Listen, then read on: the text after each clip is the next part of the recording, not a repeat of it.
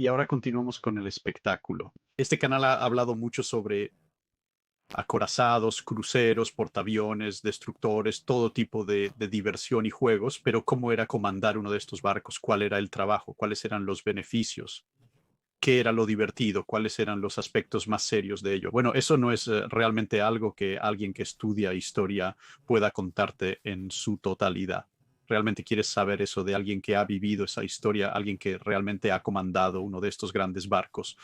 Pero escucho que dices, seguramente todos los barcos que cubre tu canal habrán estado fuera de servicio durante unos 70 años o así. Las posibilidades de que alguien que capitaneó uno de ellos todavía esté por aquí son bastante escasas.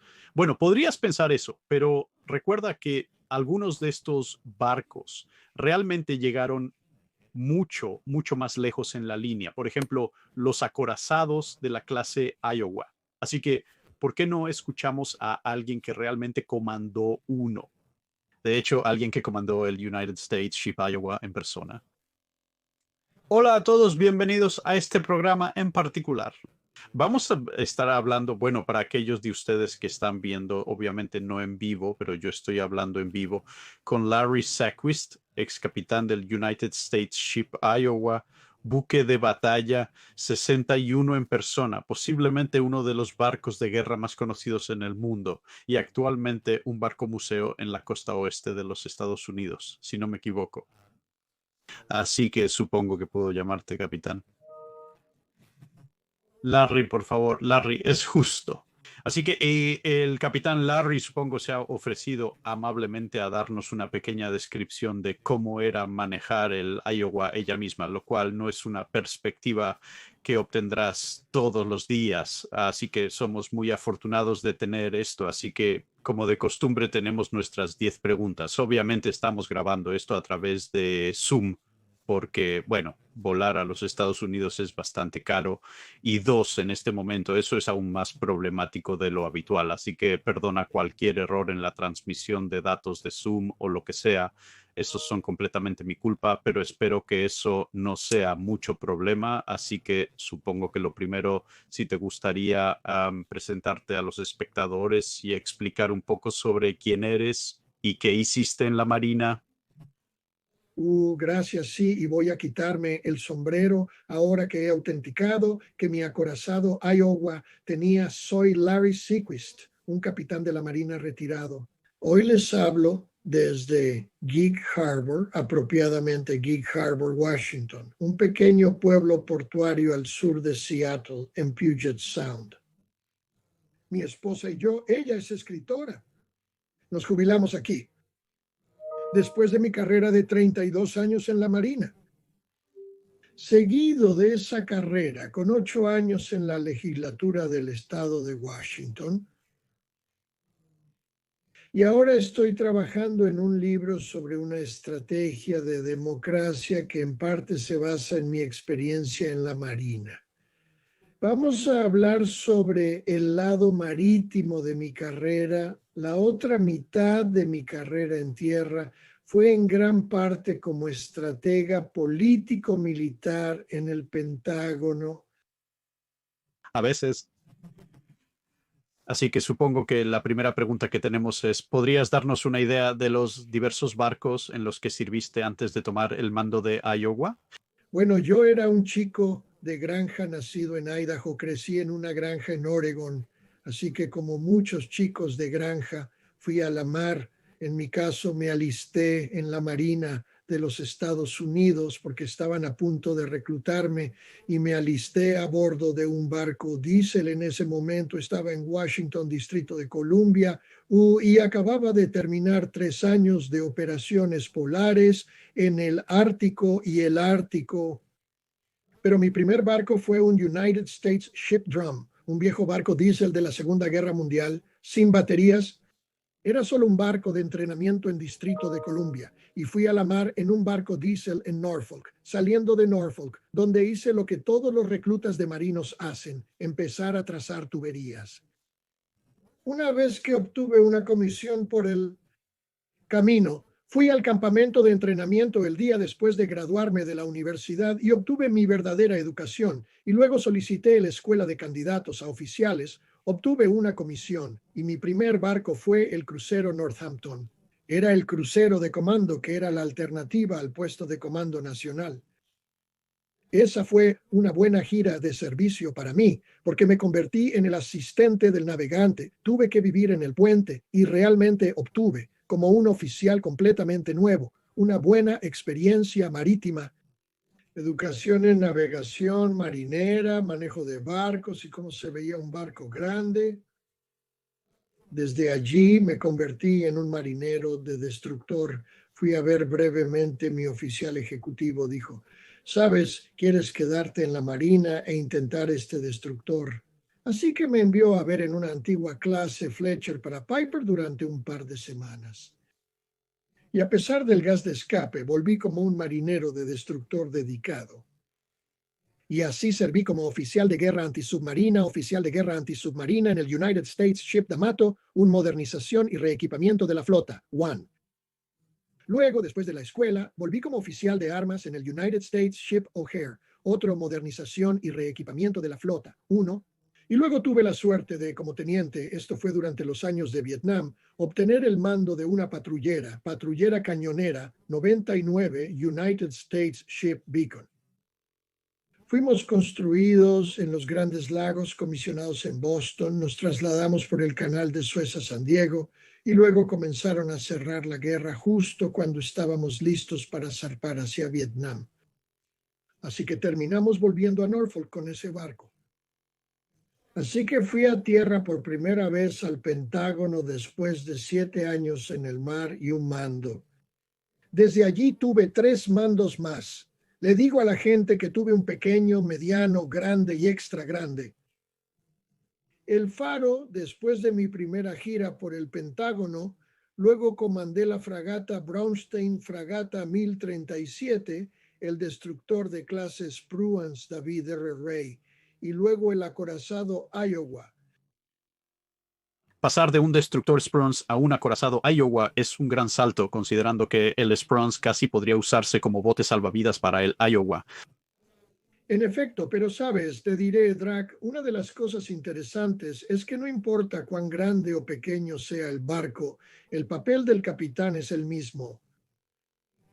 Y me doy cuenta como un 4 franjas con 1,600 personas en la tripulación, que básicamente estaba haciendo lo mismo con muchas más personas de las que estaba como teniente con una tripulación de 31. Y creo que es muy importante que recordemos que el mar es un lugar muy grande y no importa cuán grande parezca el barco, sigue siendo una pequeña mancha en ese océano con marineros llevándolo al mar. Sí, sí, el mar siempre es más grande sin importar qué, sin importar en qué estés.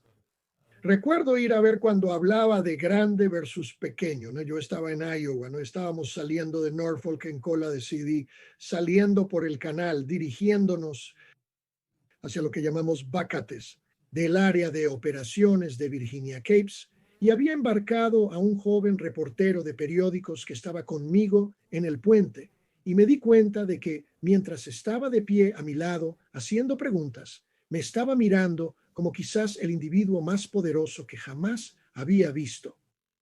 Todo parecía estar bajo mi control. Gran barco, grandes armas, comandos. Continuando, pasé los siguientes 2 días mientras él estaba en el mar con nosotros, enviándolo alrededor del barco para que pudiera entender que quienes realmente estaban a cargo eran los marineros en las placas de cubierta y sus jefes, sus oficiales subalternos. Y jefes, que estos nuestros barcos son dirigidos desde la tripulación hacia arriba, no desde el capitán hacia abajo. Sí, y supongo que eso es una de las cosas. Supongo que incluso remontándome a la Segunda Guerra Mundial, cuando he observado la forma en que la Marina de los Estados Unidos dirigía sus barcos y desarrollaba su estilo de mando a través de ese conflicto, eso es una de las cosas que distingue a los Estados Unidos y a ciertas otras marinas aliadas, de algunas de las otras marinas, en que no es un estilo casi feudal autoritario. El capitán ha dicho esto. Por lo tanto, harás esto independientemente de cualquier otro sentido. Hay bastante libertad y obviamente no necesariamente una charla irrespetuosa de vuelta, pero si un oficial de menor rango piensa que eso realmente no parece ser la decisión más sabia, podrías obtener un muy respetuoso, un señor. ¿Estás completamente seguro de que eso es lo que quieres? y a veces deliciosamente franco. Sí, Sabes, es importante recordar, pero sentí en la Marina estadounidense. Ese tripulante es un conciudadano. Él tiene un voto igual que tú. Está pagando impuestos igual que tú. Y en cierto sentido, todos somos ciudadanos sirviendo a nuestro país juntos. sí. Entonces, cuando tomaste el mando de Iowa, obviamente es a mediados de los años 1980. ¿Cuál fue el papel principal del barco, ¿no? Durante su tiempo bajo tu mando? Porque no había salido de la reserva hace mucho en ese momento. Correcto. Y permíteme comenzar la historia, como recordarás, a principios de los 80, cuando el presidente Reagan se convirtió en presidente y John Lehman se convirtió en el secretario de la Marina. El secretario Lehman tenía esta visión de una marina de 600 barcos. Quería crecer de 550 a 600. Y para hacer eso, y no solo construir una marina alrededor de batallas o grupos de batalla de portaaviones, quería traer de vuelta los 4 acorazados y construir grupos de batalla alrededor de los acorazados. Eso te daría más maniobra de capital, ya sabes, más barcos de capital para maniobrar. Fue una idea brillante. Y el primero que se trajo de vuelta fue New Jersey. Así que la comisión de New Jersey estaba basada en la costa oeste. Y tan pronto como pusieron ese barco de nuevo en comisión, y esto se conecta con mi papel, explica cómo esto sería importante para mí. Cuando New Jersey fue puesto en comisión, había sido brevemente restaurado durante un año en Vietnam, devuelto a la reserva, de nuevo en servicio, con una tripulación completamente nueva. Decidieron darle al barco y a la tripulación un respiro para acostumbrarse al nuevo barco, a la marina, para aprender sobre los acorazados de nuevo en el agua. Y así New Jersey fue enviado en 83 en un crucero Westpac. Durante ese Westpac, creo que la fecha fue el 23 de octubre de 1983. Es cuando los Marines fueron volados por ese atentado terrorista en Beirut. Enorme crisis de seguridad estadounidense. Así que New Jersey fue acelerado de vuelta a través del Pacífico, a través del Canal de Suez, a través del Atlántico. Cambiaron los comandantes en Gibraltar, volaron un nuevo comandante porque el otro había tenido su tiempo agotado, otro tipo listo para hacerse cargo, y colocaron a New Jersey inmediatamente frente a la costa de Beirut. Y se quedó allí haciendo 3 nudos, girando en U por semanas. Muy poco tiempo de disparo durante todo eso. Y luego de repente la Casa Blanca decidió que querían disparar a algunos malos en las montañas sobre Beirut. Así que ordenaron al acorazado New Jersey disparar a esas colinas.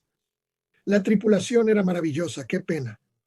Pero aún no habían realizado ni siquiera el entrenamiento básico de artillería. Y nadie sabía exactamente cuáles eran las coordenadas exactas de esos objetivos que la Casa Blanca quería atacar. Más tarde pude entrevistar a las personas involucradas. Ese ataque fue extremadamente inexacto.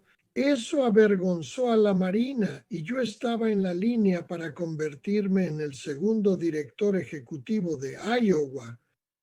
Iowa está en el tiempo de reacondicionamiento durante esto, por lo que mis instrucciones del propio secretario de la Marina eran asegurarme de que los acorazados pudieran disparar con precisión y yo tenía, inusualmente mis órdenes vinieron directamente de secretario, así que cuando llegué al barco, mi última visita al almirante con mi comandante de tipo en Norfolk, el almirante me dijo, Larry, tú haces los disparos, yo haré el conteo, no tienes límites en la munición de entrenamiento. Yo era un marinero muy feliz, me encanta la artillería, así que nos convertimos, fuimos a ver con algunas personas maravillosas de artillería. Ahora fallecido, el comandante Gene Cosmic era el oficial de artillería, un fabuloso, el maestro jefe Chalk Hill, los fabulosos artilleros. Llegaron hasta Corea, nuevos cañones grandes y gracia, gracia, genial, genial. Gradualmente nos enseñamos a nosotros mismos, entrenamos a la tripulación, sacamos el Cosmoline de los cañones y nos convertimos en el acorazado de disparo más preciso de la historia. Tiendo a terminar la historia. Ahora se nos asignó terminar esta historia. Se nos asignó ir a la operación Ernest Will para ayudar a escoltar petroleros a través del estrecho de Hormuz. Pero aún no habíamos demostrado al secretario Lehman que habíamos cumplido sus instrucciones para mí. Así que estaba en el Mediterráneo. Estábamos en camino para programar ir al canal de Suez. Pero tenía que hacer un fuego de calificación en el mar Egeo. Los griegos tenían una pequeña roca, una pequeña isla llamada Abgo-Nisi. Y llegamos a Abgo-Nisi. Para entonces ya teníamos el RPBs pioneros a bordo e hicimos un ejercicio de artillería que duró todo el día para demostrar cuán precisamente estábamos disparando. Ese informe lo envié a la cadena de mando. Dentro de unas horas tuve luz verde de que habíamos cumplido con los criterios del secretario, los acorazados estaban autorizados para volver a la acción. Eso nos puso, esa fue básicamente mi historia, poner el barco en comisión y demostrar que estos acorazados realmente son lo que Lehman y Reagan pensaban que podrían ser y resultaron ser fabulosos, por supuesto. Sí, incluso solo al ver algunas fotos del barco de la década de 1980, ciertamente se puede apreciar eso. Navegando con Su grupo de acción de superficie, y quiero decir, aparte del puro tamaño de este, obviamente, pero a menudo he oído decir que puedes decir qué barco es el acorazado porque es el barco más bonito de la escuadra. absolutamente. Y para ser justos, no ayuda que la Marina de los Estados Unidos pasará por un largo periodo de simplemente poner un bloque gigantesco encima de un casco, por lo demás bien para propósitos de radar, pero aún así los Iowa siguen siendo un estilo de barco muy único. Y sabes, Drake, para los historiadores navales entre tus espectadores y lectores, es importante recordar que después de la Primera Guerra Mundial, los tratados navales de Londres impusieron un conjunto de límites de construcción en los acorazados y estaba la Marina de los Estados Unidos como los británicos, estábamos construyendo pequeños grupos de 2 o 3 acorazados y refinando diseños. Finalmente declaramos a mediados de los años 30, lo hizo los Estados Unidos, que los japoneses habían violado los tratados navales de Washington-Londres con el crucero de clase Congo. Afirmamos que habían superado sus límites de peso. Eso nos dio bajo el tratado 10.000 toneladas. Esas 10.000 toneladas adicionales a las clases anteriores nos dieron este brillante diseño de Iowa, un casco magnífico, un equilibrio perfecto entre velocidad, armadura, equipo instalado. Fue simplemente el punto dulce del diseño de buques capitales. Así que mencionaste que tienes este maravilloso barco, tienes un cheque en blanco para disparar todas las armas, que es posiblemente una de las mejores frases que podría pensar en escuchar a bordo de un barco, especialmente. Algo así solíamos decir, ya sabes, un día sin artillería es un día sin sol, disparamos 6 días a la semana. Y si quieres disparar el domingo, solo pregunta, lo haremos, David. Plylar PhD. David, ¿cómo fue llevar a cabo un entrenamiento completo de artillería en Iowa? Plylar PhD, muchas personas están involucradas. Debido a que disparábamos tanto, a menudo no poníamos a toda la tripulación en cuartos generales. Nos abrocharíamos alrededor de las torretas y los depósitos y pondríamos, pero sabes que había 40 a 50 personas en cada una de esas 3 torretas, contando las tripulaciones en la gente de la revista de la torreta. Cada una de esas torretas, por cierto, es alrededor de 1.800 toneladas de maquinaria que rota y giran sobre rutas de cojinetes de rodillos que son asombrosamente precisas. Sabes, podrías colocar esas armas, la máquina. La maquinaria es simplemente espectacular, por cierto, los materiales del Iowa, la calidad del acero, Esta fue una de las armaduras más grandes jamás fundidas en ese momento. El barco fue construido en gran parte por mujeres en el astillero naval de Brooklyn. Otra cosa interesante es qué tamaño tiene un acorazado. Lo que decidió eso, mencioné los tratados, el tamaño de un acorazado es decidido por el ancho del canal de Panamá. Tenía que ser ligeramente menor a 110 pies y tenía que pasar por debajo del puente de Brooklyn cuando fue comisionado. Así que podrás ver que la parte más alta del mástil delantero tiene un lugar donde puedes agregar más encima de él. Eso pasa por debajo del puente de Brooklyn. Así que ese es el tamaño de un acorazado. Sí, y supongo que cuando estás haciendo la artillería, obviamente tienes estos cañones de 50 calibres de 16 pulgadas, los cañones principales.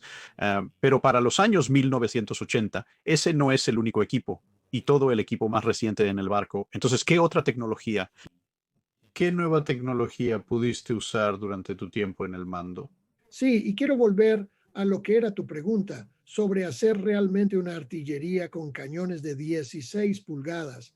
Así que sí, durante la remodelación para los años 80 agregamos tanto los misiles de crucero Tomahawk y con una capacidad de armas nucleares y los misiles Harpoon, por lo que tenías era esta sinfonía de fuego. De nuevo, Drag, si vuelves a mirar el diseño original, incluso sin los misiles, era brillante que el diseño de las parcelas de la batería principal, las parcelas de la batería secundaria de 5 pulgadas, con esas viejas computadoras electromecánicas. Esas viejas computadoras podían colocar esos cañones con más precisión porque los probamos lado a lado que las computadoras digitales modernas. Maquinaria maravillosa. Y realmente fue un placer. Disfruté estar cerca de maquinaria tan bien diseñada, tan bien pensada y las relaciones intrincadas entre tres torretas, en nuestro caso, 6 armas, originalmente eran 10 armas de 5 pulgadas 38. Crecí con un arma de 5 pulgadas 38. Eso es lo único que podía desarmar yo mismo, pero tener todo ese poder de fuego fue realmente algo notable. Así que aquí hay una forma de pensar en ello. Ya no pensábamos mucho en las batallas navales, pero si lo hicieras, podrías disparar un misil de crucero de largo alcance, podrías disparar un arpón a 60 millas de cerca, comenzar la artillería de largo alcance a 20 millas y luego seguir todo el camino hasta el rango de 5 pulgadas con esta sinfonía de poder de fuego. Nuestro enfoque principal, por supuesto, era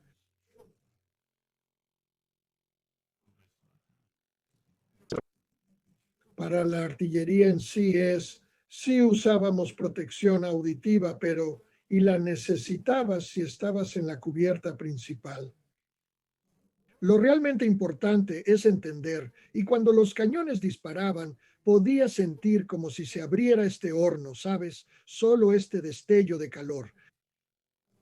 Una pequeña cosa interesante en los cañones, cuando disparas una torreta de 3 cañones, disparas los cañones, centro, izquierda, derecha, y hay una cosa llamada un agastat, un viejo dispositivo eléctrico que ralentiza el gatillo de disparo para que si tienes los 3 cañones cargados y conectados al trazado, cuando el trazado aprieta el gatillo, los cañones irán boom, boom, boom, y esa distancia tuvimos que ajustar cuando recomisionaron para que la idea básica sea que el cañón central dispara el cañón izquierdo que deforma ligeramente la torreta hacia la izquierda. Necesitas darle tiempo a la torreta para volver a la línea de fuego o el cañón derecho disparará a la izquierda del centro y los cañones izquierdos Ese tiempo tuvo que ser cambiado en la recomisión moderna porque las ondas de choque del cañón central y del izquierdo se superpondrían en las instalaciones del CIAWIS y la onda de choque aplastaría la electrónica dentro del radar radio del CIAWIS. Así que reajustamos eso para que fuera el cañón central, 400 milisegundos para el segundo cañón y 1000 milisegundos, un segundo para el cañón derecho. Así que iría boom, boom, boom. Es una especie de ondulación. Y podrías, si disparas todos 3 torretas. simultáneamente, por supuesto. Si miras, puedes ver esos proyectiles. Esos son grandes proyectiles. Los pequeños eran de 1965 libras, algo así. Los pesos pesados llegan hasta las 2400 toneladas libras. Puedes ver esos proyectiles en su camino de salida. Sí, creo. Esa es otra razón para el tiempo. Es para asegurarse de que los proyectiles no estén corriendo uno al lado del otro para que no colisionen. Sí, me pareció bastante fascinante cuando lo estaba leyendo. Especialmente fue un poco antes del tiempo de Iowa, pero durante la segunda acción nocturna en la batalla naval de Guadalcanal, donde tenías a Washington disparando. Y sí, muchas personas piensan, oh, bueno, disparas los cañones y ves imágenes y ves el destello de la explosión del cañón. Y luego la gente piensa, oh, y eso es todo, solo eso. Y luego tal vez ves una explosión varios segundos después. Pero luego con la descripción de los artilleros en Washington, estaban viendo sus proyectiles arquearse por el cielo, pasar por la nube baja, obviamente fuera de la vista, y luego 10 o 15 segundos después los ves caer De las nubes. en el otro extremo de la escala. Es tan importante darse cuenta de que tienes estas ópticas espectacularmente buenas, tanto en los directores como en la torreta también, por lo que las torretas podrían controlarse ópticamente si pudieran ver el objetivo, pero principalmente querías disparar a rangos donde ese objetivo estaba fuera de vista, por lo que necesitabas radar, necesitabas observadores adelantados, entrenamos a los marines para ser observadores adelantados y luego con el RPB y DRAC, una cosa importante que entender sobre la artillería de calibre mayor es bastante diferente a decir armas de 5 pulgadas o armas más pequeñas. Esto es artillería estadística. Cuando estás disparando armas de calibre mayor, estás disparando patrones estadísticos. Lo que estás haciendo es medir la desviación estándar a la izquierda y a la derecha, y adelante y atrás, abajo en esa línea de armas. Así que si yo estuviera, por ejemplo, disparando a un campo de fútbol en el Reino Unido, alineado a lo largo con ese campo, podríamos dejar caer cada proyectil en el césped, nada en las gradas, y la forma en que hicimos eso es gestionando muy cuidadosamente la temperatura del polvo, conociendo las velocidad inicial S que obtuvimos de cada lote. Teníamos un pequeño velocímetro de radar, medíamos la velocidad de cada bala que salía del cañón y luego manteníamos registros de ese gráfico de polvo con esos proyectiles. ¿Qué velocidad inicial de velocidad inicial obtuvimos? Obtendríamos, así que la artillería es un arte y una ciencia. No hay nada que no calcules en la artillería, lo que la hace tan interesante. Y tienes a este enorme equipo de personas que trabajan como una sinfonía. Orquesta en la torreta y en el trazado y los observadores. Sí, entonces, con todo eso, obviamente también supongo que se usaban los drones pioneros para detectar con la artillería o se usaban para otros propósitos. El propósito principal, nuevamente, era esa misión básica. La directiva del secretario, los acorazados tienen que ser precisos. Y te diré como un tipo de artillería, creciste mirando mi caída de disparo a través de binoculares. Es una gran diferencia estar sentado con la cámara en la parte superior del objetivo, mirando hacia abajo y viendo la caída del disparo caer. Y, por supuesto, los chicos en la trama podían ver eso, por lo que casi podrías tener al oficial de la sala de trazado como su propio oficial de control de fuego. Éramos un poco más disciplinados en eso, ¿sabes? Había un comando sobre un ajuste de izquierda y derecha para ajustar el fuego. Pero ese era el propósito del pionero. De nuevo, una interesante historia de mar. El secretario, después de ese problema, el disparo en Beirut, estaba en Israel y los israelíes habían inventado, eso era un sistema israelí. Volaron el vehículo aéreo pilotado remotamente sobre el secretario durante su visita y luego le mostraron el video. Así que le gustó y lo compró y en el típico estilo de John Lehman ordenó esta cosa. No sabíamos sobre eso. Todavía recuerdo un día que un par de camiones grandes de bistec condujeron por el muelle en Norfolk y un teniente comandante llamado Dana Griffith subió a bordo y él estaba con los camiones. Un montón de cajas grandes fueron descargadas por grúas al lado del barco. Dijo: hola, capitán. Soy Dana Griffith. Estoy aquí con el sistema Pioneer que vamos a instalar en el barco. Ahora estoy a su disposición, así que tuvimos que averiguar dónde lo pondríamos. Encontramos un lugar en los cuartos del oficial almirante que podríamos reconvertir en el centro de control. Pon él, ya sabes, podríamos lanzar con estas pequeñas botellas de jato y luego pondríamos grandes postes de gol con una red entre ellos.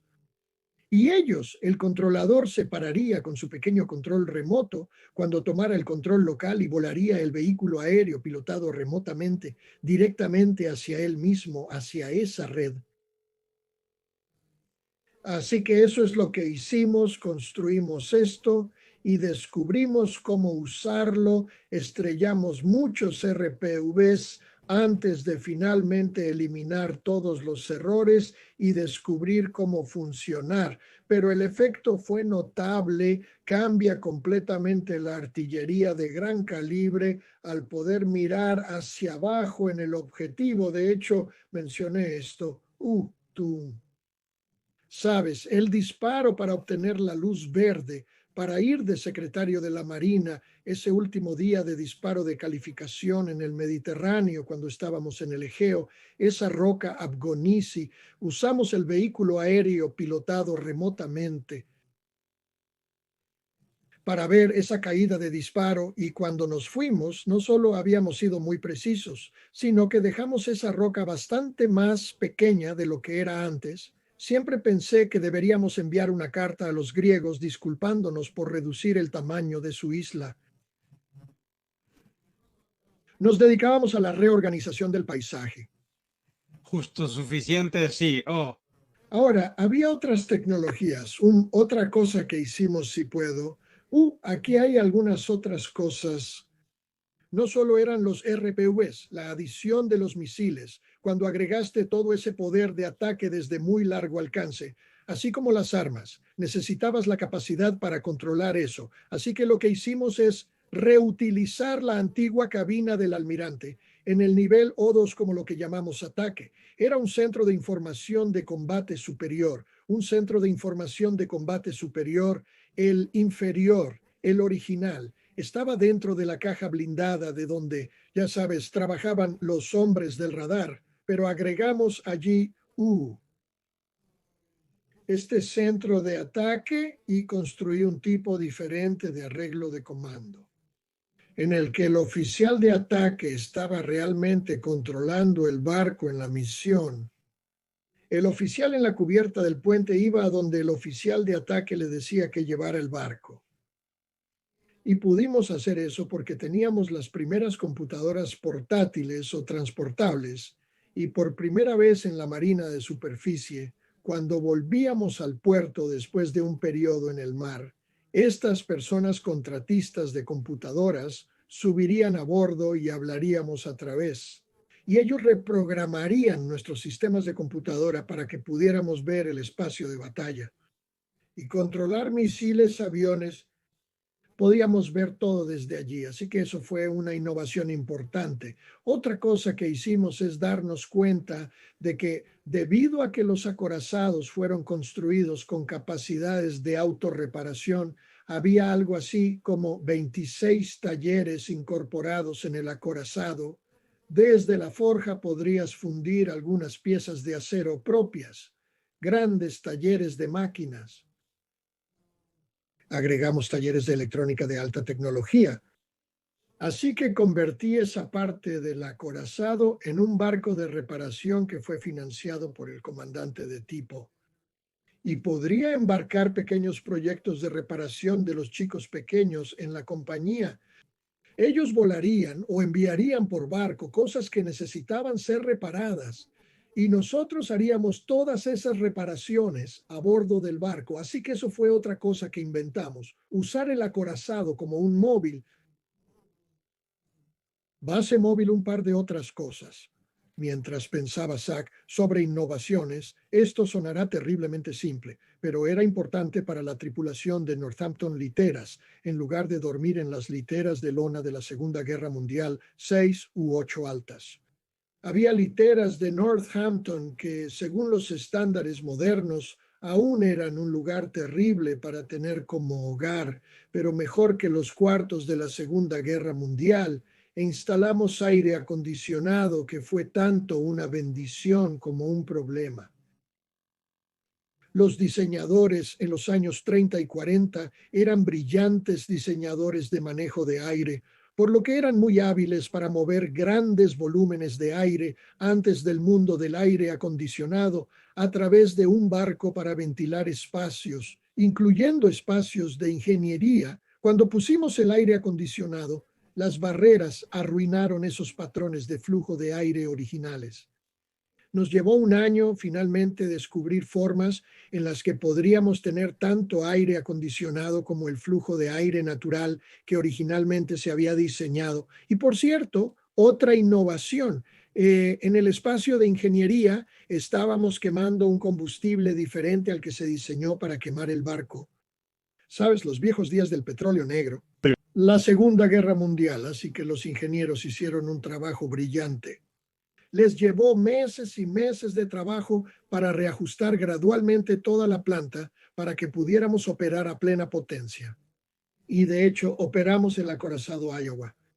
Mi recuerdo es que íbamos a 36 y medio, 37 nudos. Podíamos mantener eso durante una hora o más como un regular prueba de potencia total. Muy orgulloso de eso. He tenido que tener cuidado con ese número porque cada vez que cuento la historia, la velocidad aumenta. Pero sí tuvimos este acorazado de 65,000, 70,000 toneladas yendo a 37 nudos. Eso debió haber sido una vista bastante intimidante. Solo puedo imaginar cómo debió haber sido la ola de proa en ese momento. O muy poco realmente. Sí, muy poco debido al brillante diseño del casco. Sí, no estás poniendo mucha energía, no estás desperdiciando energía y no ves que no estás empujando un gran arco. En realidad fue un precursor temprano, ya sabes, de ese tipo de proa bulbosa, pero Sí, un casco diseñado hidrodinámicamente, maravillosamente, bien diseñado. sí, bueno, tiene que ser así para conseguir que algo se mueva a esa velocidad. Supongo que a esa velocidad solo estoy tratando de pensar en traducir nudos a millas por hora. Quiero decir, no estoy del todo seguro de cómo lo manejarías. Eso probablemente te multaría por exceso de velocidad en ciertos lugares. Sí, Bueno, yo querría ser la persona intentando detenerlo. bueno, curiosamente casi alcanzamos la velocidad de mi primer comando, la lancha patrullera, que estaba impulsada por un motor a reacción G79. Podíamos hacer 40 nudos en eso.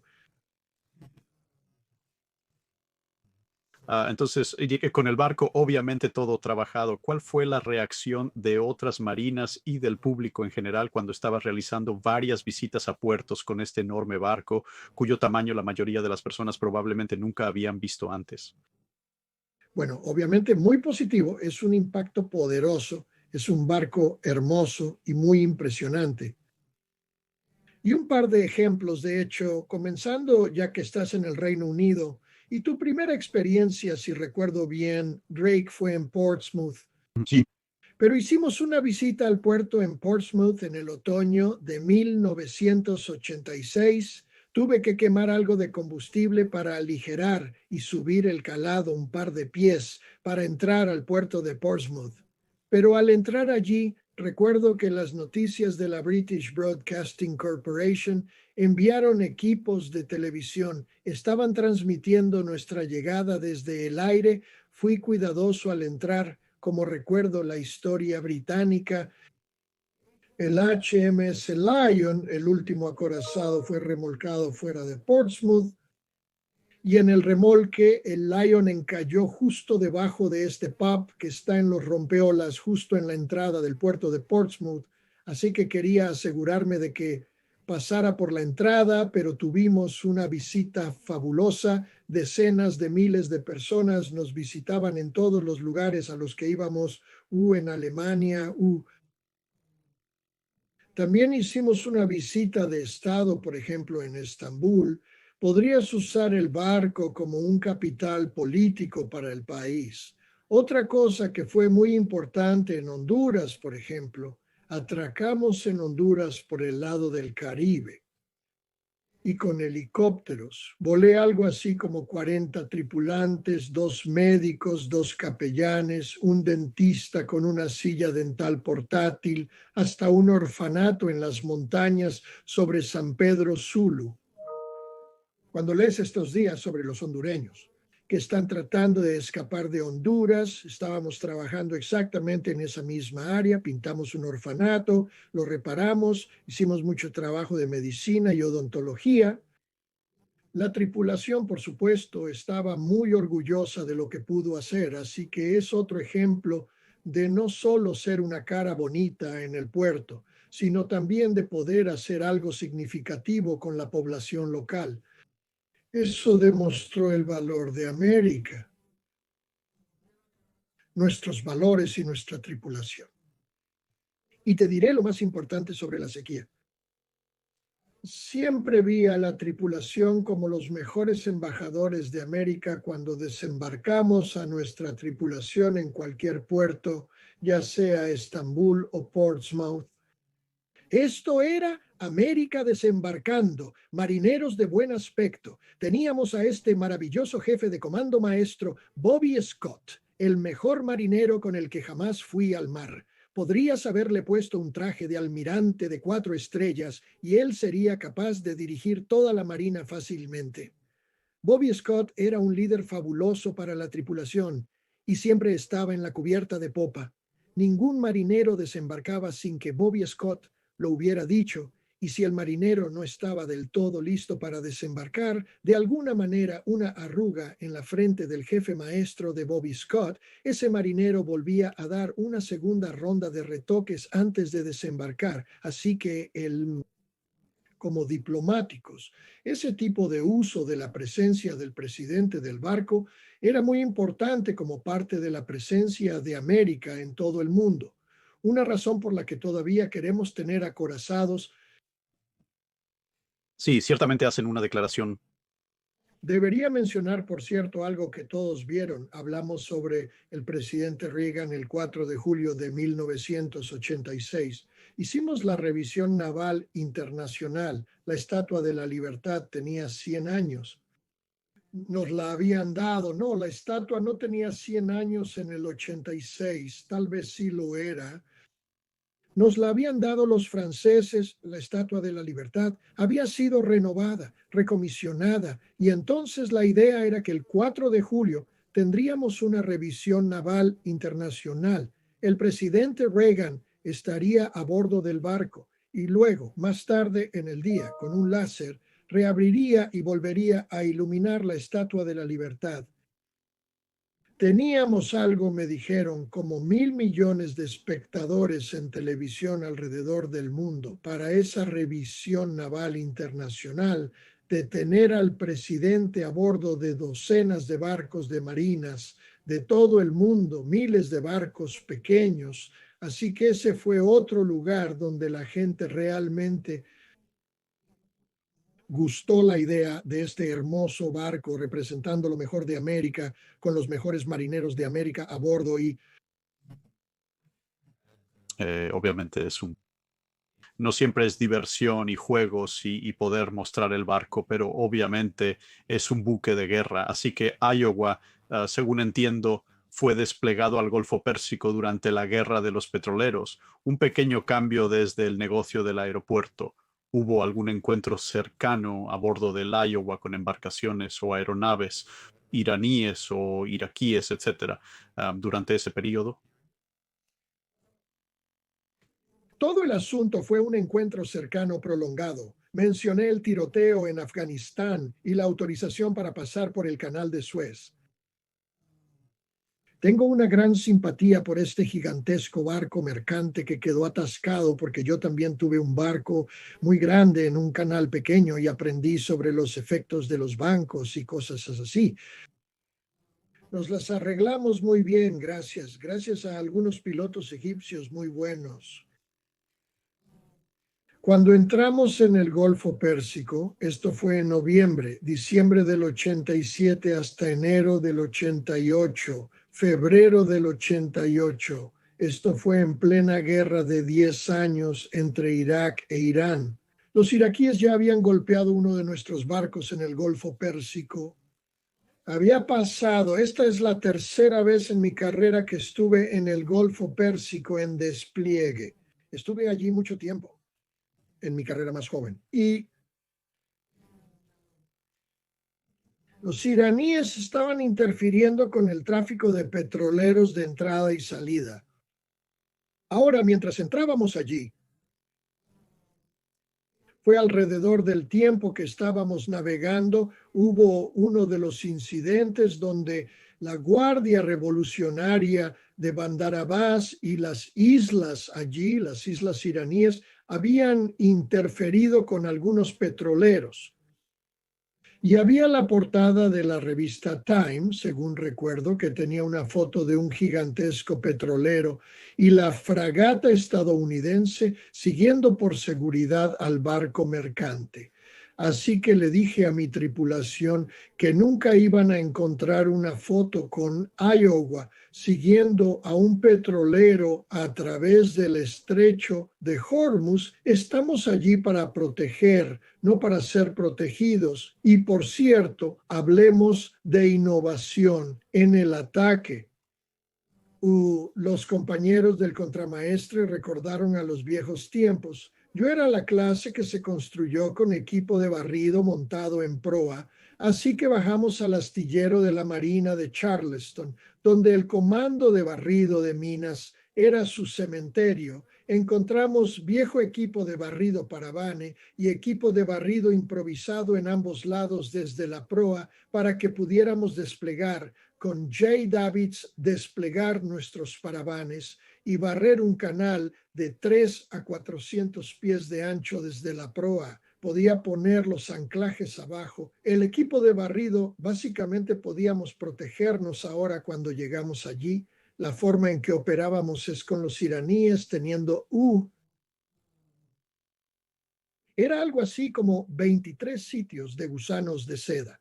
No sabíamos cuáles tenían los misiles, pero podían jugar al escondite con estos diferentes signos de gusanos de seda. Los botes de la Guardia Revolucionaria zumbando alrededor, ocasionalmente disparando a un petrolero con ametralladoras, ocasionalmente intentando soltar minas. Nuestra misión era traer calma a todo eso y lo que nos permitió operar fue que el derecho internacional dice que si estás a más de 20, estás en aguas internacionales, capaz de operar como un buque de guerra, rotar radiadores, tasa de rotación, entrena tus armas, vuela helicópteros, puede ser un buque de guerra en aguas internacionales, pero si estás en una zona de tránsito, no puedes comportarte como un buque de guerra, debes permanecer pacíficamente en esas cosas de tránsito. Existía algo llamado fútbol. A medida que vas hacia el norte desde el Océano Índico, Mar Arábigo, hasta los estrechos de Hormuz, listo para un gran giro a la izquierda. Hay un pequeño trozo allí, un par de millas de ancho, y de este a oeste, 4 o 5 millas de largo, que llamamos el fútbol, que es más de 12 millas. Desde Irán y Omán, eso es agua internacional. Así que pacíficamente subiría por las vías marítimas internacionales, entraría en el fútbol, nos convertiríamos en un buque de guerra e Irán simplemente se cerraría Todos los guardias rep se quedarían en silencio. 4 vuelos se detuvieron. Todo se calmó durante esas patrullas. Terminaríamos una patrulla. Iríamos al sur para un descanso en el mar Arábigo alrededor de la esquina en Omán, y gradualmente las cosas volverían a subir. Una de las cosas interesantes fue descubrir, por supuesto, el estrecho de Hormuz ha sido la fuente o una ruta para los contrabandistas. Desde que fuimos a ver en canoas largas y había estos botes de alta velocidad yendo y viniendo rápidamente entre Irán y Omán, a esos señores los llamé caballeros del comercio. No eran objetivos. Eso era solo contrabando regular, lo que esas personas habían estado haciendo durante miles de años. Solo con una embarcación de alta velocidad un poco mayor en este momento, por lo que había que tener mucho cuidado sobre todas las aerolíneas y cosas así, por lo que no tuvimos ningún incidente. Pero te digo que estábamos en alerta, en cuartos generales, todo el tiempo debido a esos riesgos. Algo que realmente se quedó conmigo mientras terminábamos la patrulla final, listos para irnos. Habíamos tenido éxito en esa misión allí. El vigía del puerto era un joven, probablemente de 19 años, sabes, 6 meses. 9 meses antes había sido un chico de granja en Iowa. Ahora él era, sabes, terminando su gira en el Golfo Pérsico, me dijo, dice, sabes, capitán, éramos tan buenos, sabían que éramos tan buenos que no teníamos que disparar. Y eso fue así. Esa es mi respuesta, Drac. Es que altamente capaces, altamente habilidosos, sabían lo buenos que éramos. Sabían que éramos el acorazado de disparo más preciso en la historia. Eso estaba en la prensa. Y cuáles eran nuestras capacidades. Eso hizo la diferencia. Sí, supongo que eso es lo que no te metes con alguien que sabes que inmediatamente va a dar la vuelta, justo como, oh, ¿quieres jugar? Juguemos porque podemos. Solo un lado se alejará de Esto y mantiene las cosas tranquilas. no estropeando. La misión de la Marina estadounidense es prevenir la guerra. Estás intentando una pelea. Así que, sí.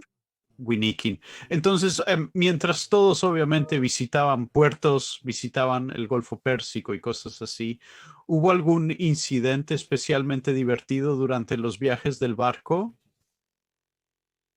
Bueno, si hablas con cualquier miembro de la tripulación, estoy seguro de que él tendría. Todos eran hombres en mi época. Todos los equipos eran masculinos en ese momento. Seguramente escucharás muchas historias fascinantes. Pero disfruté cada día. Siempre había algo sucediendo y algún tripulante con una historia interesante o algo divertido sucediendo. Hicieron todas las cosas habituales de, ya sabes, grasa de cojinete relativo y encontrando la vigilancia del bollo masculino. Y debido a que éramos un barco grande, teníamos gente llegando, ya sabes, cada semana llegaban algunos miembros nuevos de la tripulación. Y por lo tanto siempre había un suministro abundante de botas a bordo del barco para que los veteranos se divirtieran. Un par de cosas que hicimos que disfruté haciendo. Nosotros éramos un equipo de reabastecimiento de combustible en un barco en marcha, sin envolver. Así que en el cuarto de estribor tenía un gran equipo de reabastecimiento de combustible, tenía más de 2 millones de galones de combustible a bordo y podía reabastecer de combustible a los barcos al lado. Así que montamos la torreta 3 con una pequeña carga en uno de los barriles y pusimos un equipo para que pudiéramos disparar una línea de tiro al destructor cuando llegaran. Ahora, la forma normal, como sabes, cuando pasas una línea de barco a barco, hay un puño de mono lanzando línea. Un joven marinero con buen brazo puede ser bastante preciso con ese puño de mono, pero disparamos esa cosa desde el cañón de la torreta 3 y lo hicimos al atardecer, por lo que estaba oscureciendo con un poco de llama saliendo del cañón.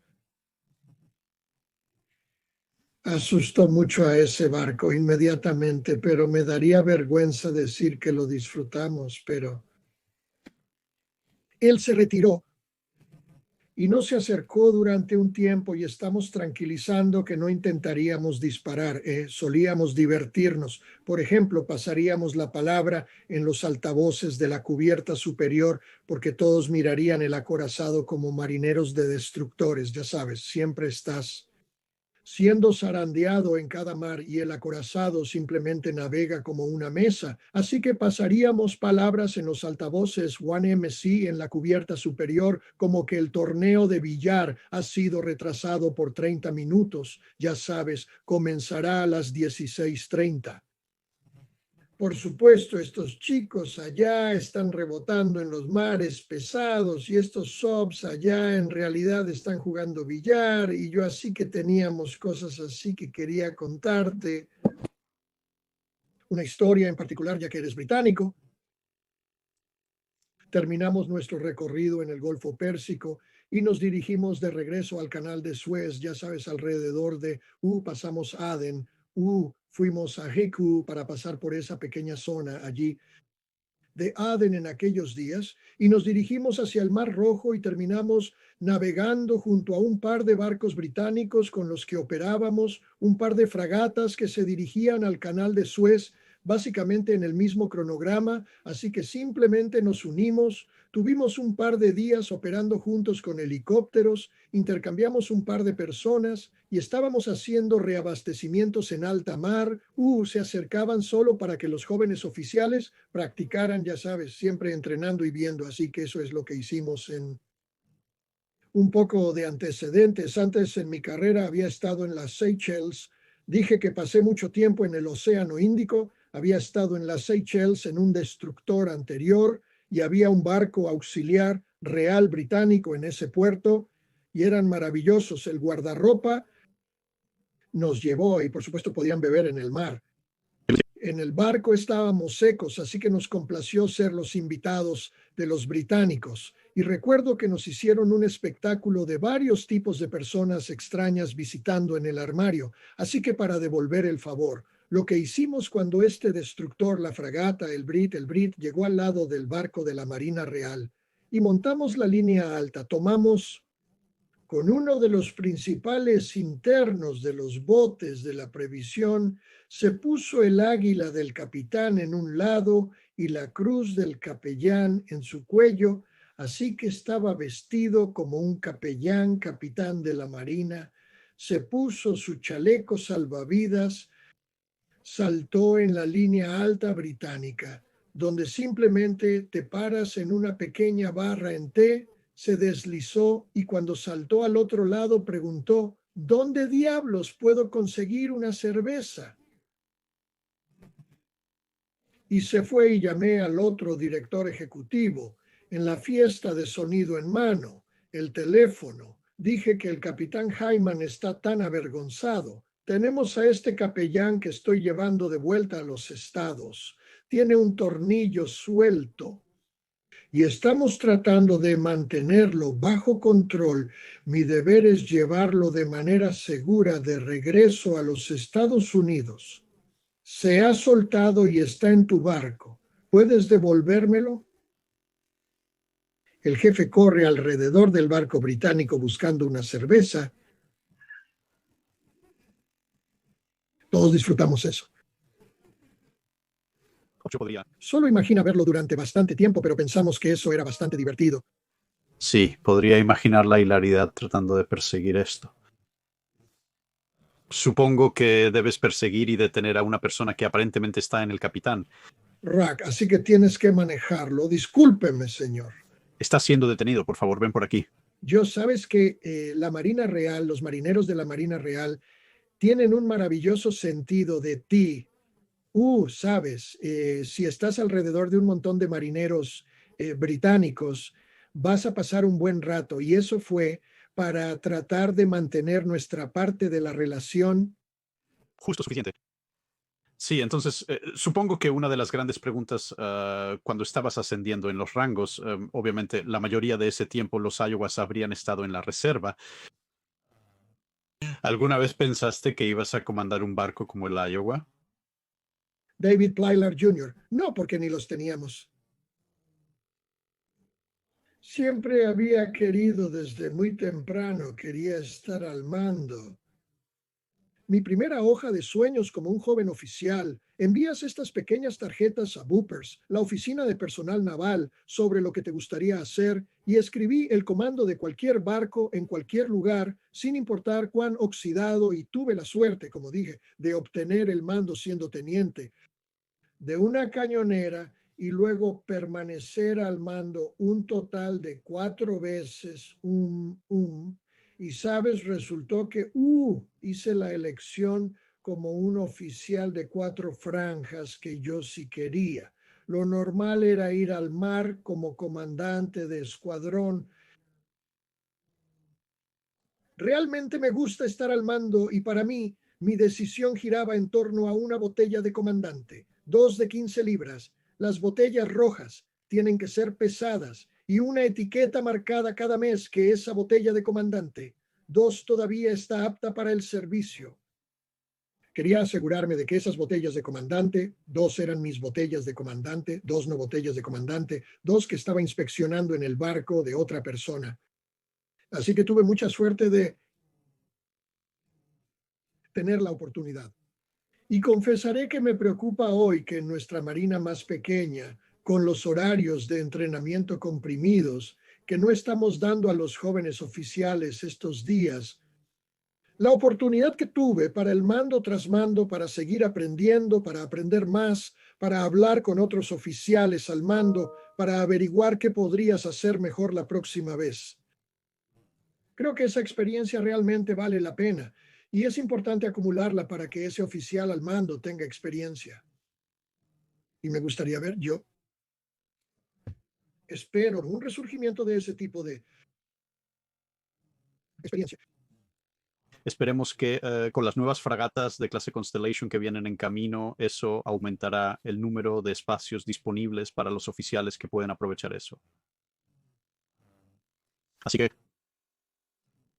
entonces, obviamente, cuando obtienes el mando del barco y tiene todos estos nuevos sistemas, ¿verdad? ¿Hubo algún otro sistema que te hubiera gustado que se agregara al barco mientras se modernizaba y que pensaste que podrías utilizar? Sí, soy un verdadero fanático de la artillería. Me gustaría ver, como todavía deseo, que íbamos a cañones de muy largo alcance. Incluso la primera vez que fui a tierra, era teniente de bandera para el vicealmirante que dirigía la Marina de Superficie. Puedo recordar ir con el almirante King a Dahlgren, al lugar de artillería experimental. Incluso en los 70 sabían que podían hacer proyectiles de 100 millas y pensé que deberíamos poner mucho más en proyectiles de gran calibre de muy largo alcance. Pero la Marina ha pasado al lado de los misiles. Había muchas ventajas en tener cañones y el alcance de 100 millas. Desde un barco te lleva, hay una buena parte del mundo que está dentro de tu rango de influencia de fuego. Justo suficiente, sí, supongo que sí. Es ese golpe extra, ¿no? Especialmente si estás haciendo principalmente bombardeo costero, si estás limitado a una especie de límite duro de quizás 20 millas y luego menos un poco por el hecho de que no puedes estar justo en la playa, sí. Tienes los misiles Harpoon, que son, ya sabes, un misil, un objetivo. Esa idea de tener un bombardeo sostenido que sería parte de esa sinfonía de fuego, y creo que sería útil. Sí, entonces me han dicho que tenías esta idea de tener una canción a las 1800 cada día en el barco. ¿Cuál es la historia detrás de eso y cuál era tu favorita? Bueno, ya sabes, había olvidado esto. Yo creo que ocurrieron las canciones de marineros, ya sabes, las viejas canciones de marineros, y en un momento una de las variaciones de esto era si tu grupo podía hacer una buena canción de marinero. Ven y cántala en el MC principal, que los altavoces de arriba.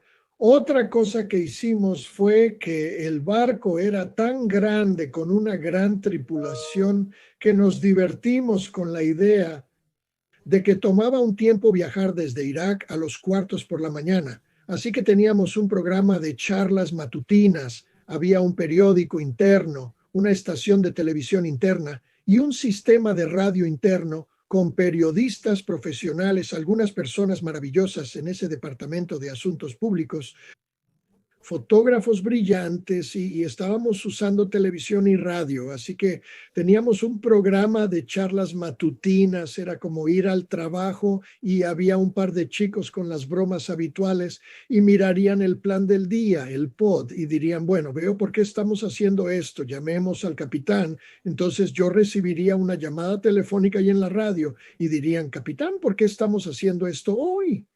Así que nos divertimos con cosas así. Llama al oficial ejecutivo y pregunta por qué está sucediendo esto. Hicimos cosas así, hicimos mucho, por cierto, con las esposas, familias, con los defensores del pueblo. Hoy en día todos están conectados con, ya sabes, con los dispositivos de Internet y las páginas de Facebook. Pero en aquellos días realmente trabajamos duro con los números 800. Enviábamos un mensaje diario para que se pusiera en una grabación de 800 y así decirle a las familias del crucero dónde estábamos. Estaban preocupados por nosotros estando en El persa. Golfo y dentro de los límites de clasificación realmente trabajamos duro para mantener a esas familias informadas. Me pregunto si en esa radio de conversación para viajeros, en algún momento alguien pensó en enviar a una persona a la parte superior del mástil para decir, ahora vamos con nuestro ojo en el cielo, ¿cuál es la situación en la pasarela del lado de babor? Bueno, sabes, a veces la visibilidad, sí tuvimos un puente de nivel O8, por cierto, tú hasta el puente de nivel O8, desde el nivel O4, realmente no podías ver los cuartos cuando tenía al presidente a bordo y el nativo revisará. Operamos el barco desde ese puente de nivel de peso. Es un sí, quiero decir. Espero que obviamente en este momento viajar entre los Estados Unidos y el Reino Unido es algo difícil, pero espero que sea tal vez este año, con suerte, pero si no es este año, entonces espero que tal vez el próximo año para visitar Iowa. Entonces, Excelente, la gente debería hacer eso. Pacificbattleship.com es el sitio web. Las tripulaciones allí están haciendo un maravilloso trabajo, manteniendo el barco en buen estado. Es decir, muchos de los espacios internos están abiertos para visitas. Hay espacios de museo, Drake. Quería volver. Mencionaste cosas como transmitir desde lo alto. Solíamos hacer ceremonias de reenganche donde ese tripulante quería ser reenganchado y he hecho un reenganche en el punto más alto del barco. Había un electricista que pasó mucho tiempo allá arriba en las conexiones eléctricas y él quería ser reenganchado allá arriba. Es un largo camino hasta la cima de esa torre, más alto que debajo del puente de Brooklyn.